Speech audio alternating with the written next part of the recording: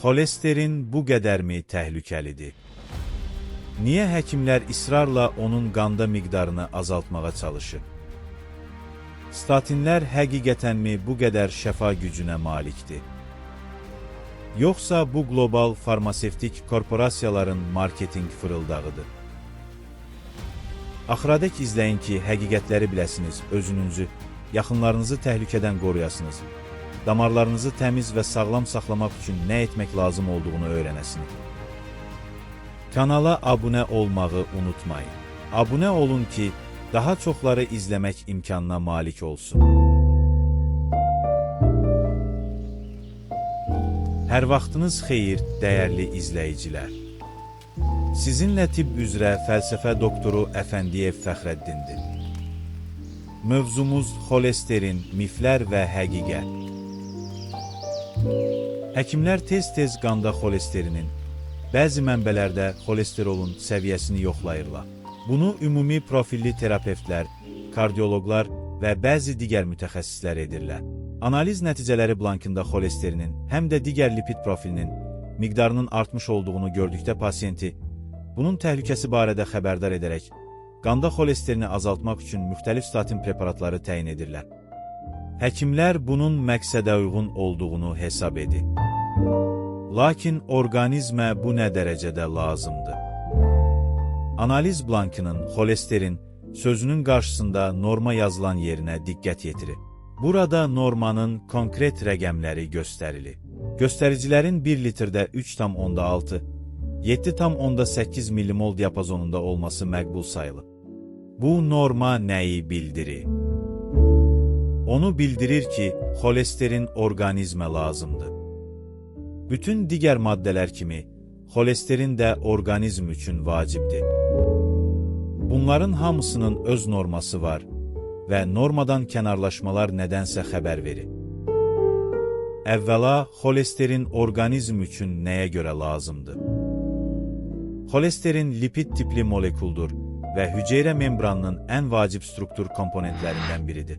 Başqa sözlə, orqanizmin bütün hüceyrələrində xolesterin vardır. Belə çıxır ki, xolesterin orqanizm üçün vacibdir. Xolesterin hüceyrənin karkasının, sitoskeletinin təşkilində hüceyrə qılafının membranının davamlılığının saxlanmasında iştirak edir. Bu membranların elektrik potensialına təsir edir, xərçəng əleyhinə, mikrob əleyhinə, antioksidant və antipsixotik xassələrə malikdir. Xolesterin steroid hormonların və D vitamininin analoqlarının əsasını təşkil edir. Habelə bəzi dərmanların nəqlində iştirak edir. Lakin bununla belə xolesterin barədə oxuduğumuz 10 mənbədən 9-u xolesterinin ziyanı barədə dırnaqarası tutarlı əsaslar gətirir. Onun artıq miqdarının statinlərlə dəf edilməsini tövsiyə edir. Problemə fərqli mövqedən baxmağa hazırsınızmı? O zaman başlayaq.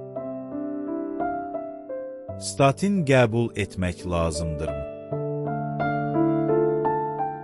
Müasir təbabətin standartlarına görə ateroskleroz və xolesterin damar pozğunluqlarına səbəb olan dırnaqarası qatillərdir. Ona görə də hətta hüdud səviyyəsində lipid spektri pozğunluqları olan adamları ömürlük statin qəbuluna məhkum edirlər və hesab edirlər ki, bununla insult və ya infarktların qarşısı alınır. Baxaq, bu nə dərəcədə məqsədə uyğundur? Sübutlu, yeni dəlil əsaslı, təbabətin statinlərlə bağlı müddialarını şübhə altına alan bir çox elmi tədqiqatlar mövcuddur. Bu tədqiqatlarda xolesterinin dırnaqarası məqsədli səviyyəsini farmasevtik sənayinin marketinq təşəbbüsü kimi qiymətləndirirlər. Axı statinlərin satışından farmasevtik şirkətlər milyardlarla dollar gəlir əldə edir. Xolesterin nədir? Ziyanlıdır, yoxsa əhəmiyyətli? Xolesterin üzvi yağa bənzər birləşmədir və bir çoxları onun ziyanlı və lazımsız olduğunu zənn edir. Həqiqətdə isə onsuz insan sadəcə olaraq yaşaya bilməz. O, hər bir hüceyrə və steroid hormonlar üçün tikinti materialıdır. Xolesterinsiz hüceyrə, sinir, hormon, yaddaş, əzələ yoxdur. Xolesterinin orqanizmdə dövriyyəsi. Xolesterinin 80% insanın öz qaraciyəri tərəfindən hasil olunur. Özü də bu hasilat sizin nə yeməyinizdən asılı deyil. İstəyirsiz quyruq yeyin, istəyirsiz kələ. Qalan 20% isə yediyimiz ət, yağlı süd məhsulları, yumurta sarısı ilə orqanizmə idxal edilir. Qida ilə daxil olan heyvan mənşəli yağ nə qədər az olarsa, qaraciyər xolesterini daha intensiv hasil etməli olur. Bu zaman qaraciyər orqanizmdən toksinləri qovmaq əvəzinə daha yüklü işləyərək əlavə xolesterin hasil etməli. Yağlı qida 12 barmaq bağırsaqda ödlə rastlaşır və parçalanır. Bağırsaqda qida ilə daxil olan xolesterin öncə bağırsağın öz epitelinin bərpasını təmin edir. Artıq qalanı isə qana sovrulur.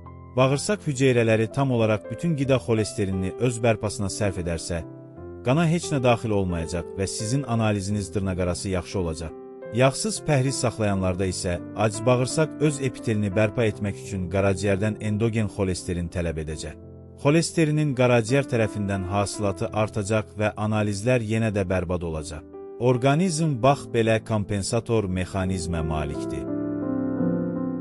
Yağlı qida qanda xolesterinin göstəricilərinə praktik olaraq təsir etmir.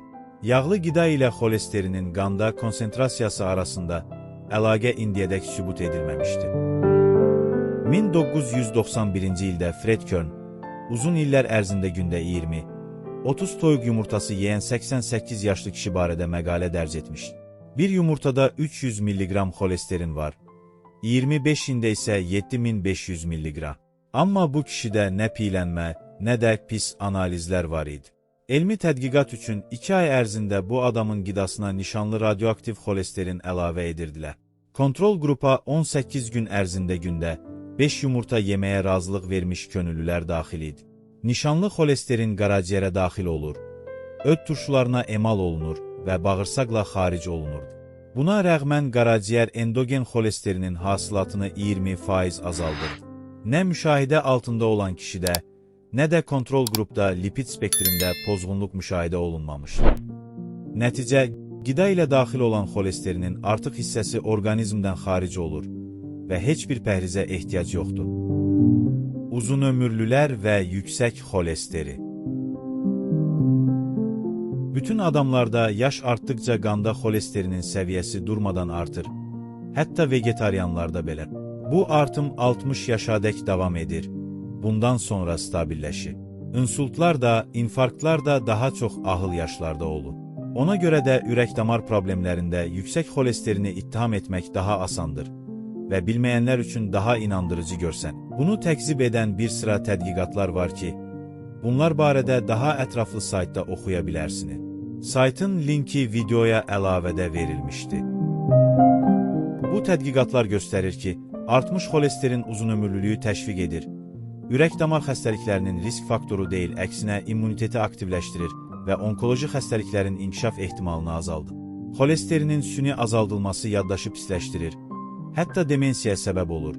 Vaxtından əvvəl qocalmaya və degenerativ xəstəliklərə səbəb olur. Hal-hazırda rəsmi tibb ictimaiyyəti tərəfindən qəbul edilmiş, dırnaqarası xolesterin teoriyası əsassızdır, xolesterinin məcburi azaldılması, əksinə yaşlı adamlar arasında ölüm göstəricilərini artırır. Xolesterin yuxarı yaş indikatorudur. Eyni ilə ağarmış saçlar və üzdə qırışlar kimi. Xolesterin hamıda yaş artdıqca artır. Xolesterinin səviyyəsini orqanizm özü tənzimləyir. Lazım olduğunda orqanizmin tələbi ilə hasilatı artır. 50 yaşadək insanlarda xolesterinin artması ciddi gizli xəstəliklər barədə işarədir və əlavə müayinələrə ehtiyac vardır. Artmış xolesterin orqanizmi zəiflətmir, qoruyur. Bu, ətraf mühitin negativ faktorlarına qarşı orqanizmin reaksiyasıdır. Cavan yaşlarda professional karyer əsnasında stres çox olur. Bu da kortizol hasilatı üçün xolesterin tələb edir. Xolesterinin normadan aşağı olması adətən qaraciyərin pis işləməsinə və yaxud da orqanizmdə gizli onkoloji prosesin getdiyinə işarədir. Xolesterinin səviyyəsi nə qədər aşağıdırsa, letal nəticə bir o qədər yaxındır. Bu göstərici çox ciddi xəstəliklərin, qazanılmış immun çatışmazlığı sindromu, qaraciyər sirrozu, onkologiya, dekompensasiya olunmuş şəkərli diabet və sairin markeridir. Yüksək xolesterin ürək-damar xəstəliklərinin səbəbi deyilsə, statinləri qəbul etmək və orqanizmi zəhərləmək lazımdır. Bəli, statinlərin ciddi zərərli əlavə təsirləri var. Miopatiya. Statinlər əzələ hüceyrələrini dağıdır. Əzələlərdə ağrı, zəiflik və atrofiya yaradır. Ürək də əzələdir, həm aterosklerozdan, həm də statinlərin təsirindən əziyyət çəkir. Oynaqlara ziyan vurur. Statinlər oynaqdaxili mayenin miqdarını və keyfiyyətini dəyişir, artroz və kontrakturalara səbəb olur. Sinir sistemi də statinləri sevmir. Onların qəbulu fonunda tez-tez baş ağrıları, baş gicəllənmə, yaddaş problemləri, qabarıq zəiflik, hissiyat, yuxu və psixoloji pozğunluqlar olur. Statinlərin uzun müddət qəbulu qavrama funksiyasının pozulmasına, Parkinson və Alzheimer xəstəliyi riskinin artmasına səbəb olur. Qaraciyərə ziyan. Statinlər hepatositləri dağıdır. Ona görə də qəbuldan 2 ay sonra qaraciyər testləri mütləqdir. Birinci analizlərdə ALT və AST normada idisə, sonradan kəskin artım oldusa, preparatın qəbulunu dərhal kəsmək lazımdır. Statinlərin qəbulu zamanı qaraciyəri qorumaq, pəhriz gözləmək və alkoqolsuz həyat tərzi sürmək vacibdir. Təcrübə göstərir ki, statin qəbul edənlərin 99%-nin buna ehtiyacı yoxdur. Bu preparatlar heç bir risk faktorları, həyat tərzi qiymətləndirilmədən hamıya təyin edilir. Bu da ona gətirib çıxarır ki, insan bir qutu qəbul etdikdən sonra özü dərmandan imtina edir. Kardioloqlar statinləri bütün hipertoniklərə və diabeti olan xəstələrə təyin edir, hətta normal lipid göstəriciləri olduqda belə. Lakin statinlər şəkərli diabet riskini, hətta sağlam adamlarda belə 25% artırır. Xolesterin yüksəkdirsə, amma xəstəlik, yəni ürəyin işemik xəstəliyi, miokard infarktı yoxdursa, statin qəbul etmək lazım deyil. Birmənalı olaraq, statinlər yalnız irsi olaraq nəsildən nəsilə keçən hiperxolesterinemiyalarda və beyin qan dövranının 60%-dən çox pozulması ilə müşahidə olunan aterosklerotik lövhələr olduqda göstərişdir. Ateroskleroz nədir? Bu, arteriyaların daxili səthində yığılaraq xolesterin lövhələrinin yaranması nəticəsində həyat üçün vacib orqanlarda qan dövranının pozulmasıdır. Klinik simptomları yanə stenokardiya, kəskin miokard infarktı, işemik insult və s. damarın mənfəzinin 75%-dən çox daraldığında biruzə verir. Belə tutulmuş damarlar həqiqətən də həyat və sağlamlıq üçün çox təhlükəlidir. Amma burada xolesterinin nə günahı var? Aterosklerozun xolesterin teoriyası. 1912-ci ildə Rus alimi Nikolay Aniçkov bildirdi ki, yumurta sarısı yedikdən sonra dovşanların damarlarında tipik aterosklerotik lövhələr əmələ gəlir. Buna əsasən də belə bir qənaətə gəldi ki, heyvanlarda belə olursa, insanlar da yağlı, xolesterinli qidalardan imtina etməlidirlər. Bu son dərəcə məntiqsiz bir qənaətdir. Ən azından ona görə ki, dovşanlar insanlardan fərqli olaraq 100% vegetariandır. Onlar heç zaman yumurta yeməmişlər. Heyvan onun üçün yabancı qidalarla bəslənsə, mütləq tələf olacaq. Eksperimental heyvanların heyvan mənşəli yağları mənimsəmək qabiliyyətinin olmamasına baxmayaraq, Aniçkov insanlarda aterosklerozun inkişafında ekzogen xolesterinin əsas rol oynadığını təkid edir. Aterosklerozun xolesterin teoriyası Amerika alimi Ansel Keys tərəfindən təksib edildi və yağlı qida ilə qanda xolesterin səviyyəsi arasında heç bir əlaqənin olmaması bir çox tədqiqatlarla təsdiq edildi. Aterosklerozun iltihab teoriyası. Bu teoriyanın banisi olan Alman alimi Rudolf Ludwig Karl Virchow təsdiq edirdi ki, aterosklerozun əsasında damar divarının intimasının zədələnməsi və damar iltihabı durur ki, bu da sonradan yağ infiltrasiyasının inkişafına səbəb olur. Hipertoniya, şəkərli diabet, virus infeksiyaları, bakteriyal infeksiya, papiroz çəkmək, homosisteinin yüksək səviyyəsi arteriyaların zədələnməsinə səbəb olur. Ürək dəqiqədə 80 dəfə yığılaraq, təzyiqlə qanı damara vuran zaman aortada çatlar əmələ gəlir. Xolesterin damarın həmin defektli yerlərində toplanaraq, damarın bütövlüyünü saxlamaq və dağılmaqdan qorumaq üçün zədələnmiş yerləri bərpa etməyə çalışır. Endotel, damarın daxili qişası zədələnməyibsə, hətta 10 millimol litr səviyyədə belə xolesterin lövhələri damarın divarına yapışmır. Əksinə, endotel zədələnmişsə, xolesterinin hətta 4 millimol litr səviyyəsində də aterosklerotik lövhələr inkişafa başlayır. Artır və damarı daraldıran fəsadlara, infarkta, insulta səbəb olur. Damar iltihabının markeri, göstəricisi C-reaktiv proteindir. Bu göstərici nə qədər yüksəkdirsə, iltihab bir o qədər güclüdür və aterosklerotik proses daha sürətlə inkişaf edir. Beləliklə, ateroskleroz xolesterinin azaldılması ilə müalicə oluna bilməz. Əlbəttə, qanda xolesterinin səviyyəsini dərmanlarla, yəni statinlərlə azaltmaq asandır. Lakin damarı zədələyən birincili amili müəyyən edərək aradan qaldırmaq daha çətindir. Xolesterin qoruyucu funksiyaya malikdir, o damarları müalicə edir. Statinlər xolesterini blok edərək damarların zədələnməsini daha da artırır. Yaş artdıqca damarları bərpa etmək, onları qaydasında saxlamaq üçün daha çox xolesterin tələb olunur. Bu xolesterini dırnaqarası sehirli tabletlərlə, yəni statinlərlə buna birbaşa göstəriş olmadan, süni sürətdə azaltmaq vəziyyəti daha da ağırlaşdıra bilər. Damarları necə müalicə etmək olar? Çox sadə. Balanslaşdırılmış qida ilə stressdən uzaq, yaxşı fiziki aktivlik və sağlam həyat tərzinə riayət etsəniz, sizdə heç zaman hətta yüksək xolesterin olsa belə ateroskleroz olmayacaq, sağlam damarlara suvaq lazım deyil. Papirosdan imtina etsəniz karbon dioksid damarların intimasını zədələməyəcək və onu bərpa etmək üçün xolesterin toplanmayacaq. Fiziki aktivlik isə ümumi və yerli qan dövranını stimullaşdıracaq. Damarların sağlamlığı üçün preparatlar.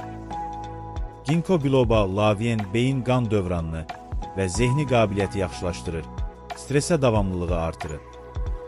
Omega-3 balıq yağı. Qadınlarda menopauza zamanı klimaksa qarşı tətbiq edilən hormon əvəzləyici terapiya ürək-damar xəstəliklərinin inkişafının qarşısını alır. Nikotin turşusu sutkada 3 qramadək trigliseridlərin konsentrasiyasını azaldır, yüksək sıxlıqlı lipoproteinlərin, yaxşı lipoproteinlərin səviyyəsini artırır. Sorbentlər zərərli maddələrin bağırsaqdan sovrulmasının qarşısını alır, onların təbii yollarla xaric olmasını təşviq edir. Tezliklə statinlərin farmasevtik korporasiyaların ən nəhəng fırıldağı olduğu aşkarlanar, sağlam məntiq qalib gələr, xolesterin fobiyası aradan qalxar və günahsız xolesterin bəraət qazanar. Çalışın, sağlam qalın.